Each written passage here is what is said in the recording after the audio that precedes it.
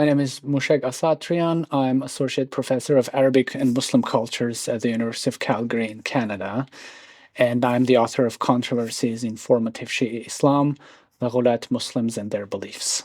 The inspiration behind the book was that as I was working on my doctoral dissertation, I discovered a large number of newly discovered and newly published texts that came from very little known obscure groups that lived around the 900s in Iraq and partly in Iran, who produced a very rich literature about which we knew from external sources piecemeal, largely through negative references, referring to them as heretics, but we did not actually have access to a large number of texts produced by these people. And these people are known in Arabic as Ghulat, or extremists, because of some of their beliefs were later constructed as extreme.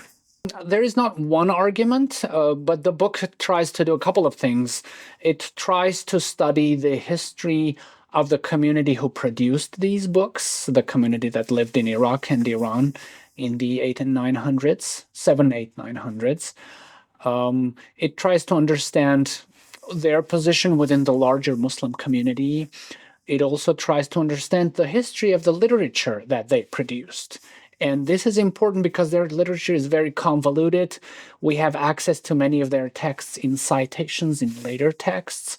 So I tried to disentangle many of these writings from one another and kind of tried to create a coherent narrative of the community, about the community and about the literature that the community produced. Structure of the book. So because the literature that they produced and the material about them is so convoluted, I decided to write the history of this community and their literature through the lens of one particular text, sort of to do a close-up biography of this text in a larger context. And this text is Kitab al-Haft wal-Adilla, which has been known for a while in academia, but very little studied.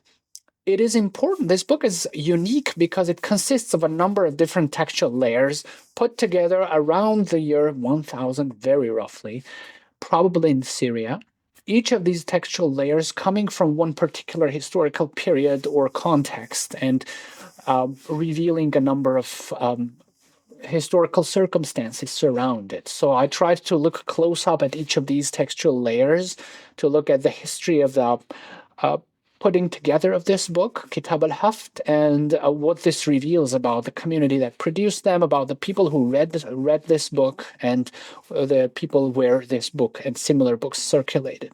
It might be some parts of it might be very technical, but if people just want to know about the broad outlines of what I'm talking about, they should probably read the introduction and the last two chapters. These are the broadest and the most readable, I guess. And then what's in the middle is kind of more textual and technical and theological. Well, it tells the reader that the history of Islam is much more interesting, less straightforward, and there was lots of exciting stuff going on in the first several Islamic centuries that we had a very vague idea about.